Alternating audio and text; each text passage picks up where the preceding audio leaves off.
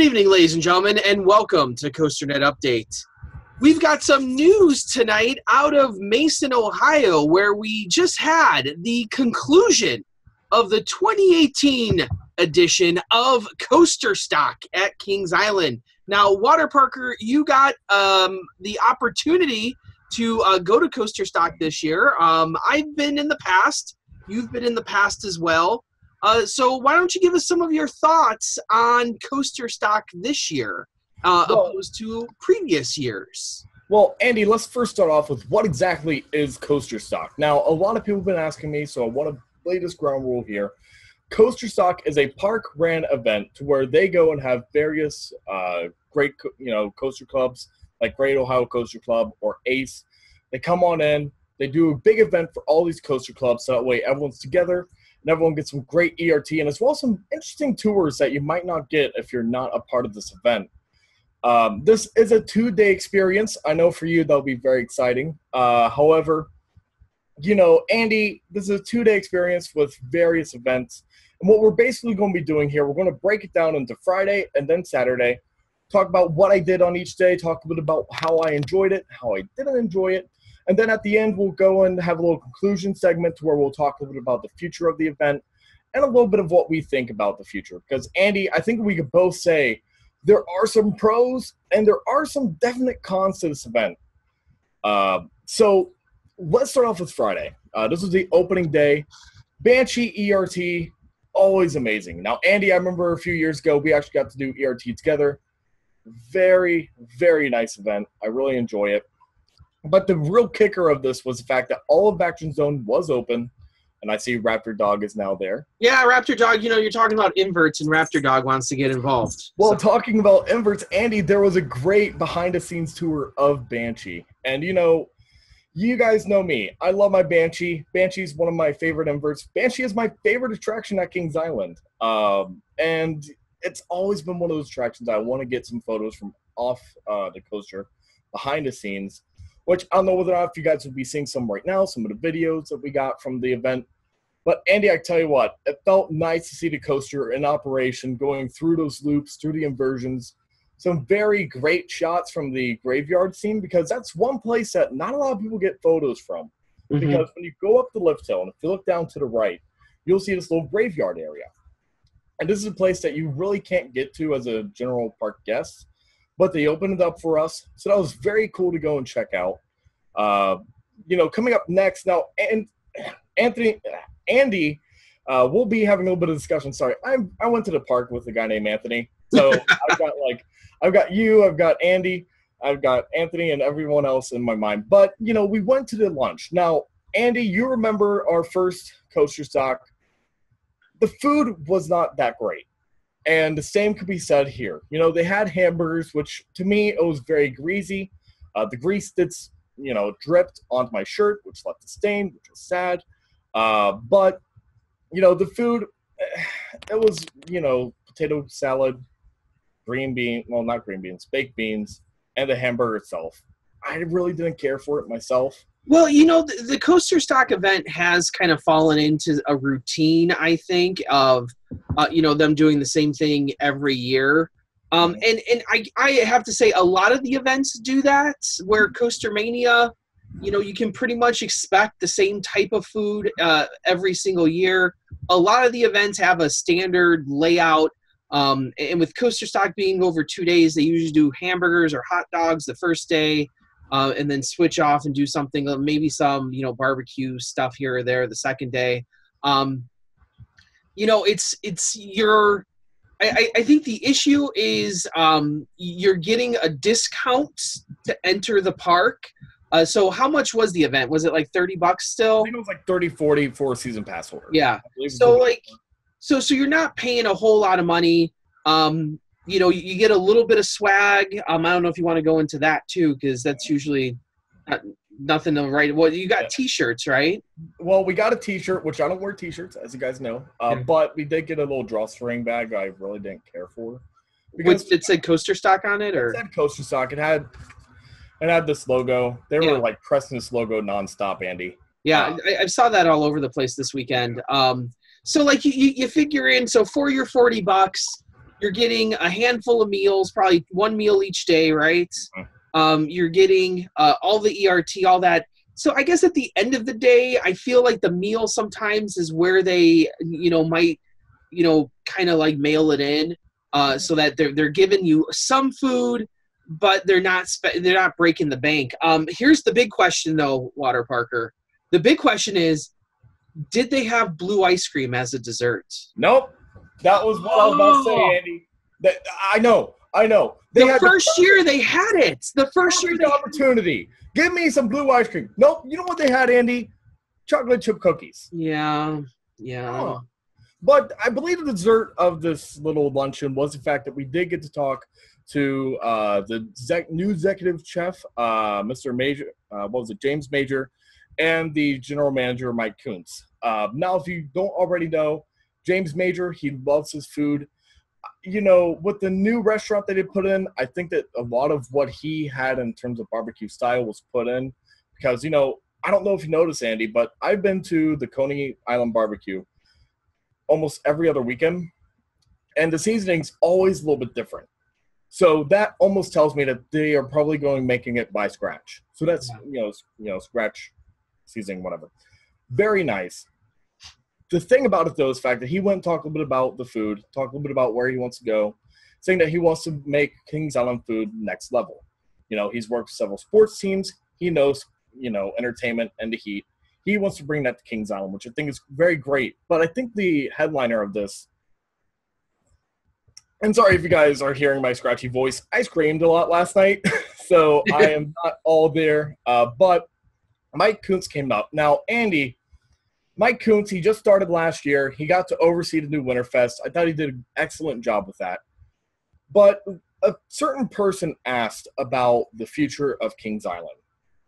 Now, Mike Kuntz did state that last year Kings Island had the highest attendance since 1998, which is great. I'm happy for the park. Which they should have, because they added an entire month to the season. Mm-hmm. So, but it's still 2.5. It was 2.5% increase, Andy. Yeah. So let's remember that. But he went and talked about a 5-year plan. Now, Andy, I know you and Danny love talking about the 5-year plan of Cedar Point. Well, he basically stated here that he did submit a 5-year plan to Cedar Fair. Now, this is all upon recommendation. So, folks, don't be getting, oh my gosh, this means Giga confirmed. Because he did say that in this 5-year plan, there was a recommendation for Giga. Now, Andy, you know me. I've been hardlining against the Giga idea. I've been hardlining for more family entertainment, some more flat rides. I believe we had a conversation where, I even recommended Larson Loop, which I consider a, roller coaster credit. But, I've always been under the presumption that they need more supporting class for their top tier attractions. Because, we have things like Diamondback, Beast. I know that we don't really consider Beast top tier, but most do. Mystic Timbers, Banshee. But then it's just like after that, there's a lot of these coasters that really aren't fresh. They're very old. They're starting to get a little bit worn down. Venture Express is one fine example, starting to smell really bad. And there's no new fresh supporting attractions. There's no new fresh supporting flat rides or fresh supporting coasters. It's all, for the most part, pretty old. But there is a recommendation for Giga. Now, Andy, I know that a lot of people know already about my presumptions about a Giga.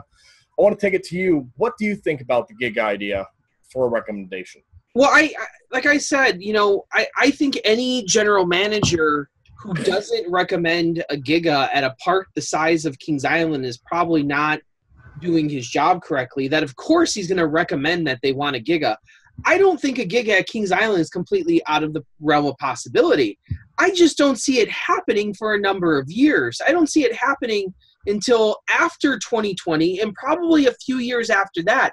I've always said 2021, 2022, when they start getting into their anniversary year to open up something big, to open up, something that's really going to get people talking. I think that's the point where you start looking at Giga. And if we've looked at Cedar Point, we know that their 5-year plan has changed multiple times over the last 5 years. Tony Clark has tweeted about how he had a 5-year plan, and then a few years into it, the 5-year plan was ditched and something new was set up. So we know 5-year plans change based on not only what happens at that park, but also what happens at other parks as well. And we now have the new story of Cedar Fair trying to focus on Carowinds and Kaga and Knott's and Cedar Point, that we know that that's where we're going to see investment over the next few years, because that's where you're going to see the most upturn and the most return on investment for your money. That's what the name of this game is. It's ROI. It's where can I put money to make money the most. And they have parks out there that they feel are going to present them with an opportunity to make a lot more money for the same sort of investment that they could put in anywhere.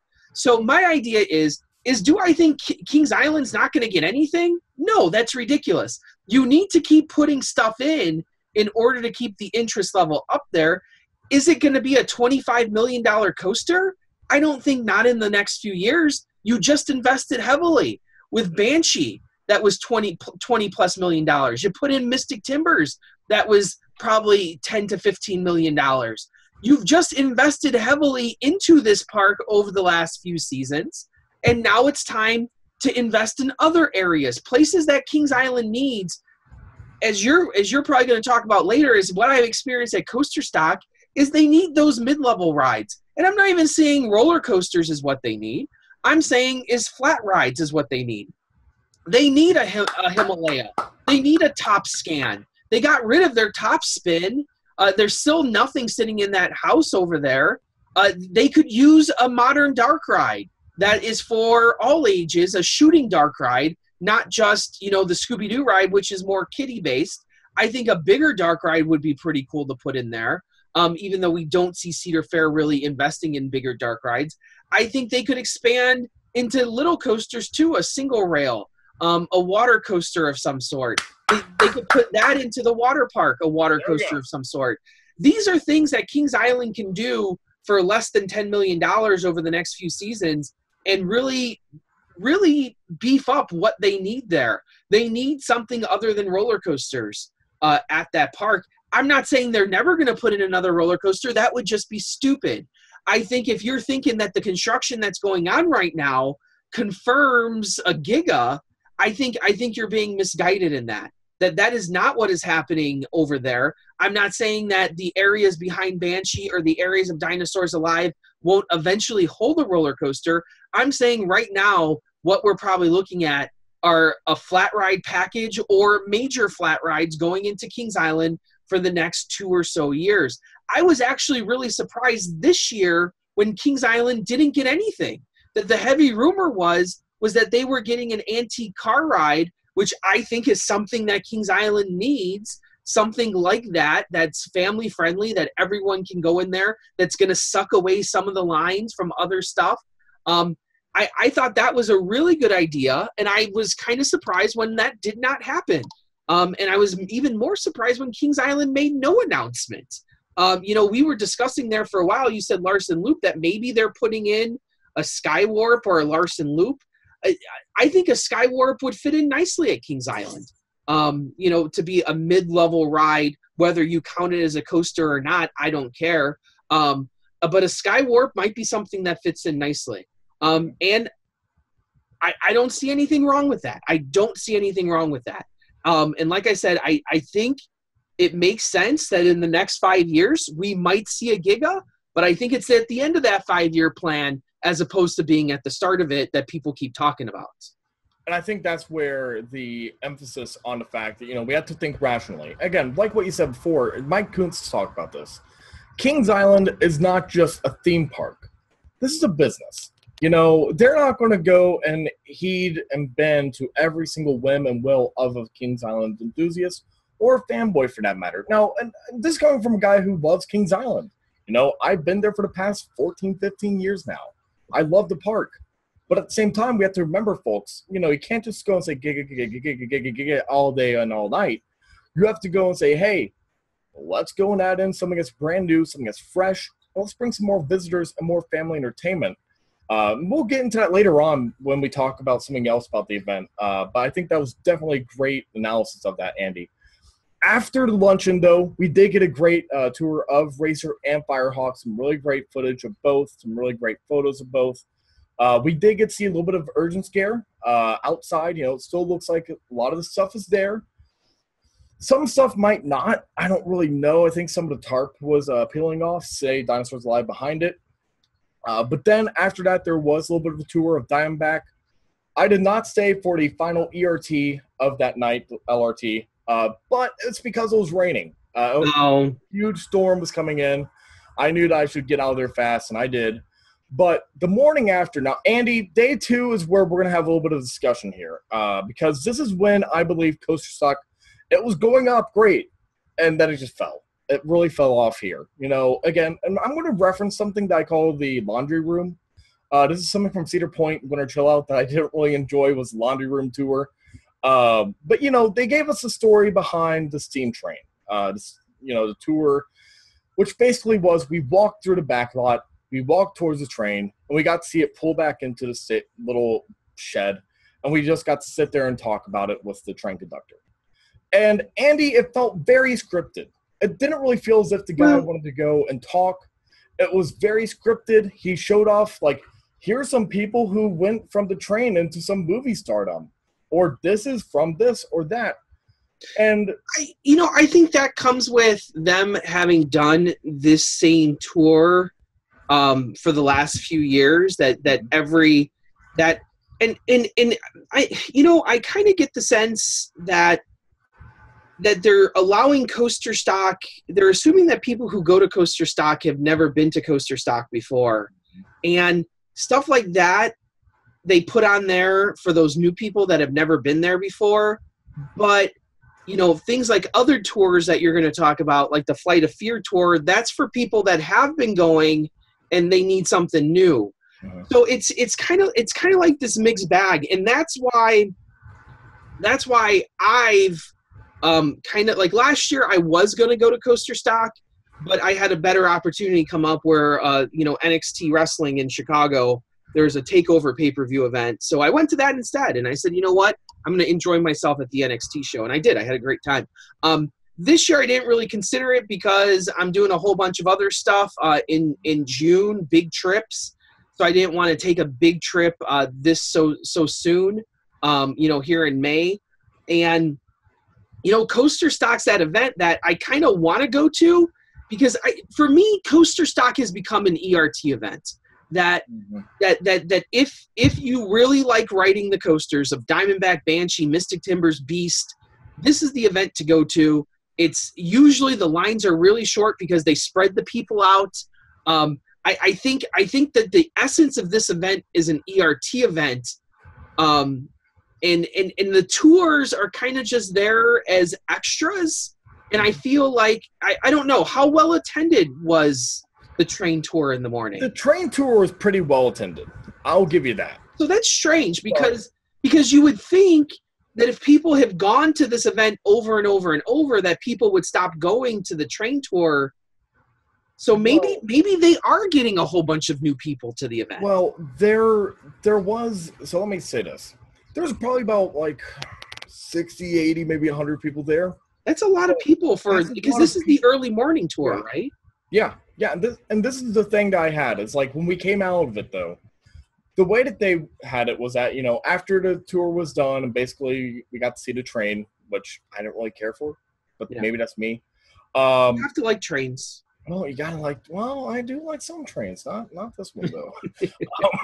I like a train ride through Expedition Everest. I like that kind of train, but we had to go all the way back to the front. And Andy, talking about people who didn't want to go do this, there was a huge crowd outside waiting to come in for ERT and a Flight of Fear tour. Yeah.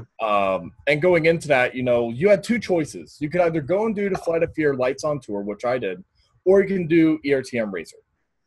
That's an easy choice. That was an easy choice for me because I like sci-fi stuff. So I did the Flight of Fear tour, which Andy, that's been on my bucket list, and that's one of the main reasons why I went. On top of coming, so I mean, for me, I got to go and do it. I got to go and check it out. It was a really nice little tour because we got to see the Spaghetti Bowl. We got to see the coaster in motion. A lot of that kind of cool stuff I really did enjoy. But what comes after is where we have a very, very depressing part of Coasterstock. From about 10 o'clock, 10:30-ish, something like that, until about 3 o'clock is when I had a huge block of time to go and do whatever.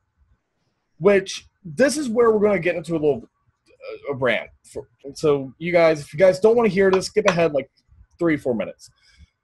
When I come to a coaster event, I want to go and stay within the park and do something every single hour on the hour. The park hosts the event with music in the parks and other area schools coming on over to go and do their end-of-year trips. And that's always been a problem, even since day one. You know, Andy, I remember you there. I remember me sitting there looking on over and saying, wow, these lines are so freaking huge. And it's the same exact thing here. I'm a Kings Island native. I can come up, and I do. I come up on the weekends, and I'll just go ride Marathon, Banshee, and Mystic. And I'll just do that for my walking for the day, you know? And it's just like, when I come up here, it's like 45 minutes to an hour, 2-hour wait to go and ride these attractions that I want to go ride. And this is about 4 to 5 hour time span of, hey, you've got nothing to do. It's all you, buddy.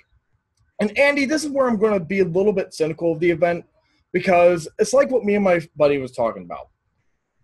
That's a whole entire time slot to where I had nothing to do, and I did. I left the park. I left the park for about an hour and a half. I went to Chipotle for lunch. I went to DQ for dessert, you know, just like that's what I did. Because I didn't want to be at the park with all the people there. And you have to remember too, Andy, it was raining and it was misting. So it was already, I mean, it's like, okay, I'm okay with water. I'm the Waterparker guy, come on. But, I mean, it's like, I don't want to get wet with my dry clothes on, you know? And it's just like, in that time, we could have done a haunt tour. We could have done anything else. But they chose to give us that time period. Now, Andy, for, you know, we sort of rationale that maybe that's because they just want people to go ride the coasters. But then again, why do people want to go wait in an hour or 2 hour line for a coaster? You know, and that's where my main problem became noticeable. That, you know, Coasterstock, there's a huge amount of dead time. You know how it is. You know, tours are the fluff. ERT is where it's at. And that's sort of what we came up with. And, you know, I guess from my thinking, like, you know, when you go to different events, every event has that time. And I think Hollywood Nights does it in a way that's I'm not going to say better, but different. Is you have the nighttime stuff. You have Friday night that most people show up. You get the water park stuff. You do the Friday night stuff. Then Saturday, they have a number of those tours set up. Those backstage tours of, you know, and they switch them up every year. So one year you'll do a tour of Voyage. One year it'll be, you know, Legend. 1 year it'll be Raven. They don't have a whole lot to tour over there, but they still take an opportunity to try and change it up a little bit. You know, Coasterstock, they have those tours. I felt last year that they had more tours. They did the haunt stuff. They still did the Beast and Diamondback you know, walkbacks. But like you said, the problem is Kings Island gets really busy on that weekend because they book the music in the park. And those lines are super long. And when I go to an event, I'm not prone to stand in a 2-hour line if I'm going to go ride that at night 13 times on ERT. So that's where the problem is. And then the other problem is when, okay, so if I want to go ride everything else, Kings Island doesn't have a whole lot of everything else to ride. That like we said before, it's the flat rides, it's the major flats, it's, you know, the shows. Like, are even the shows even open yet? They're not even started up for the most part. For the most part, not. The water park isn't open yet. So like when I go to Coastermania on that Friday, if I'm bored in between and the lines are really bad for everything, I'll head on over to the water park for an hour or two. It gives me something else to do. The problem is the time of year that they're hosting this, the shows aren't up yet, the water park's not open yet, so that's adding to the lines in the park, and it's also giving you less options of what to do. You know, if it was just a one-day event, if you just did it Friday, you could walk around the park all day Friday and find something to do for that block of time in between. But then having to do it a second day, that's where things get a little rough. I do appreciate, though, I will say this, because the 2 years I went, it was actually a Saturday Sunday event. So the problem is that second day I was there, I had to leave before the second set of ERT even happened. So because I wanted to get back and because I had work the next day. So I wouldn't even stay for the late night ERT on Sunday night. So I was losing a whole chunk of the ERT and then having to spend all this time in the park, twiddling my thumbs. Now I think it's actually set up a lot better where you can stay that Saturday night and then maybe go home on Sunday and do Friday, Saturday. So I don't know. There's a lot of theories. Some people might just say, well, buy Fastlane and skip the lines and have a good day, all day Saturday too. I'm just telling you that there's options out there, Yeah, shell out an extra $70 on top of paying $40. I mean, come on, no. And I'm saying that, hey, if you're really there, if you're only going to go to Kings Island for 2 days, it's a good event to go to because you get the ERT. And then if you shell out for the fast lane, you can probably have a solid 2 days there. There's not many parks in the world that are 2-day parks is the problem. And I think with all the extras that they give you, what day did they host the Beast and the Diamondback walk back with those? So that's where we're sort of going towards. Friday was Diamondback. Saturday was the Beast. Now, Beast was at 3 o'clock for me. And basically what they did, took us back. You remember the tour. And this is something I'm going to say right now. It's the same tour all over again. It's always the same tour. And if you've done it once, you've done it a million times. The terrain was muddy. It was boggy because of the rains before. But I mean, just like, and then again, it comes back to the same old song and dance. Andy, it's like what you said before. Holiday World would change up things. Kings Island really can't with the Beast because, it's a part. Well, yeah, but you could do, like, I don't know. Like, it felt like, did you guys do a racer tour? Because people. We did. We did a racer tour. That's new. We did a racer tour last on Friday, along with Firehawk. So that was new. That was something that's nice and fresh. So that they're trying to change it up and trying to give you something new to look at. It's just, I don't know. And then after the Beast tour, we did do dinner soon thereafter with Adam House from GCI, which I'll admit it right here, right now, Andy. I have huge kudos for GCI. I have huge kudos for Adam House coming out to the park. I really do appreciate that. I want this to be noted right now, guys. I'm not bashing the park because I want to go and bash Kings Island. No, I'm not trying to bash the park. I love Kings Island. I love the event. That's the reason why I'm so honest and so truthful about the event, because I want it to grow and be a great event for everyone. But I will admit this, Andy. I felt as if Adam House, he wasn't really talking about the park or, talking about what he does at GCI or, some of the behind the scenes on Mystic Timbers. Rather, it was almost as if he came to university and he was doing a pep talk for everyone to get into the coaster community and get into coaster industry. That's what it felt like for me. And, I have to admit it, Andy, he was probably cut on what he could say and what he can't say. But it just felt as if he was rushed and that he had to stay to the script. It didn't feel as if he could really talk that much. But then again, there's, Q&A. Not a lot of stuff came up that I was really interested in or really want to discuss here. But, to end out the day, Andy. Well, let me say this, that I don't like how Coasterstock does the speakers right now. That back in the first year when Dennis Spiegel spoke, like we went to the Kings Island Theater. It was a whole long speech. It was really good, really interesting. You can find it on our YouTube channel. And then since then, they've been putting the speakers at dinner. And I think putting the speakers at dinner is a disservice to the speaker and to the people, because as an audience, I shouldn't have to be quiet during my dinner. If I want to have dinner and talk to my friends and, eat, and just enjoy the time.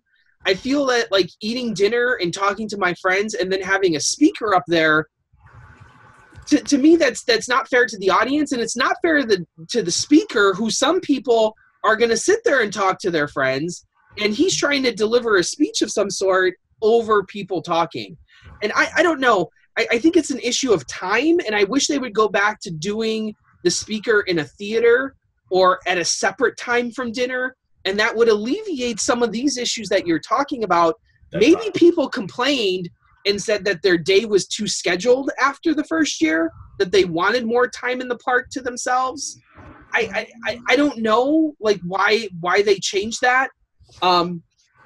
But it's what they did, and I don't know. It's okay, but I wish it was different, because I think you would get a better discussion out of the managers, out of out of like Adam House, who I think has a lot of good things to say most of the time, and you would get a better discussion from them if you did it differently, if you scheduled it differently. So I don't know. Well, and something else I forgot to mention here is the fact that, after Adam House did come up, which I feel like this might have been the reason why he had to be rushed, they did something called Coasterstock Feud, or Coasterstock Family Feud, something like that.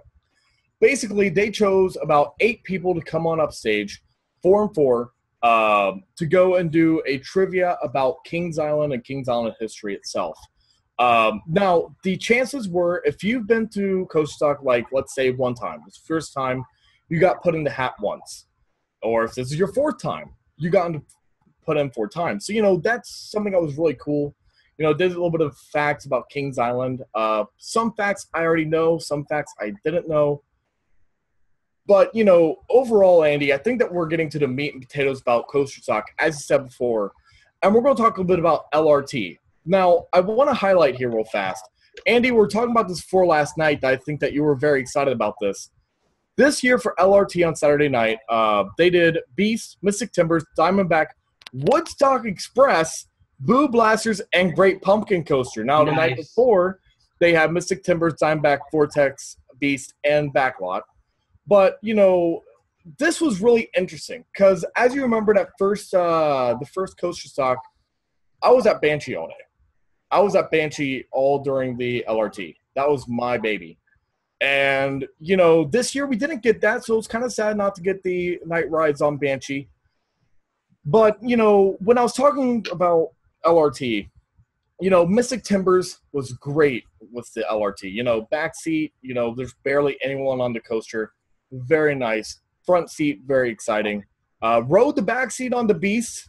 I fell asleep on the lift hill, Andy. I don't know what else to say, but it just happens sometimes, I need a pillow. I just need a pillow. But, this was something that was really interesting for me, was the fact that, originally when we heard Great Pumpkin Coaster in Woodstock, I instantly thought, well, hey, maybe that's because, we saw a lot of families. I thought maybe that's the reason why. But as more and more people came up to me and said, hey, this might not be for families.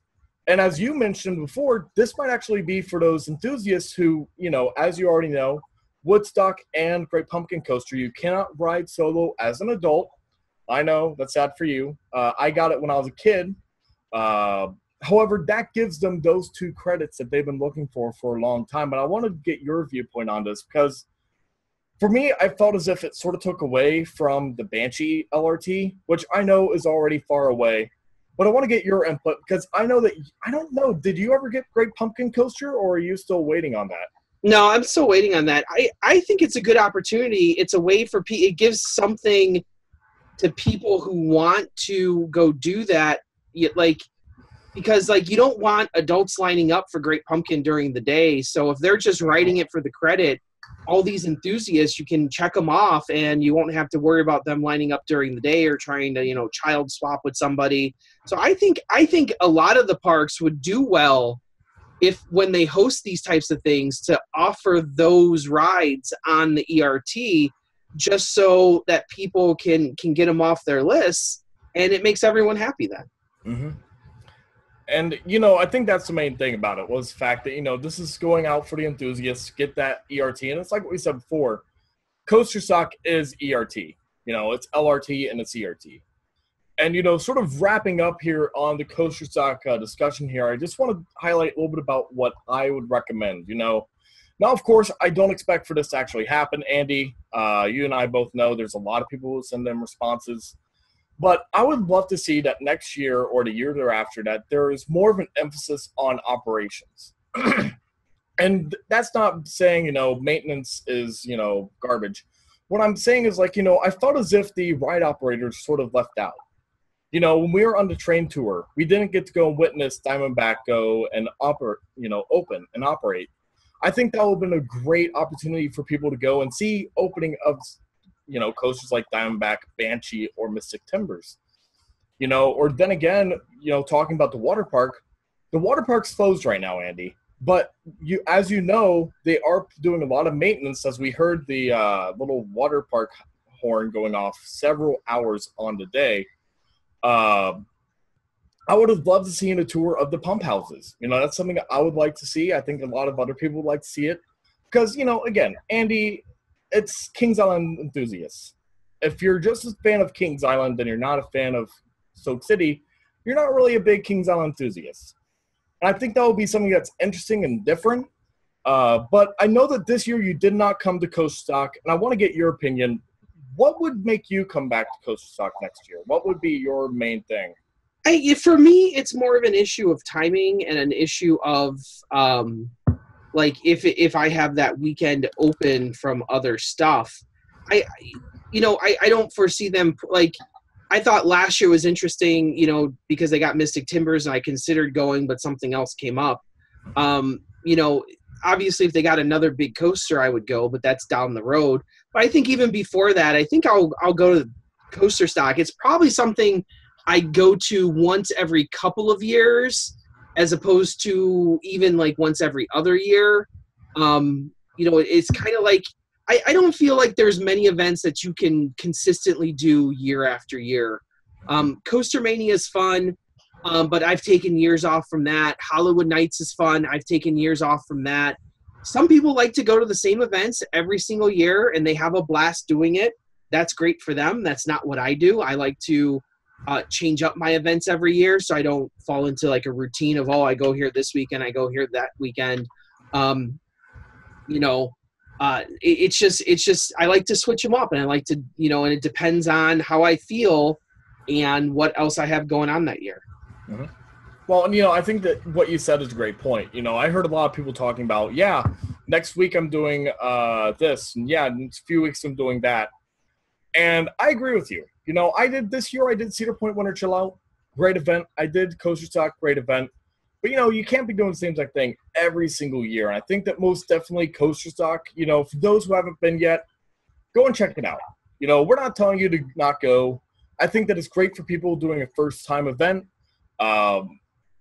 However, in my opinion, I don't think I'm going to be coming back next year unless they get some cool new flat ride. Maybe if a new friend wants to go, maybe. But overall, Andy, I really did enjoy the event. I enjoyed going to the park. I always enjoy it. And, of course, that night I did get to go and expose someone to a very good place called Coney Barbecue. Still really great food. It was actually better than the barbecue they had the second night. Yeah. Which is something not a lot of people knew. So, with that being said, guys, thank you guys very much. This has been Waterparker from Cincinnati. Andy, do you have any further? No, well, maybe I'll go next year. I don't know. I haven't been there for a few years, and maybe next year's the time to go back to get a few more rides on Mystic Timbers, and experience that again. But as always, thanks for joining us here on Coaster-net Update. I'm, of course, Andrew Barczyk from Chicago, Illinois. And I'm the Waterparker from Cincinnati, and as always, stay tropical. Right on, Ride Warriors.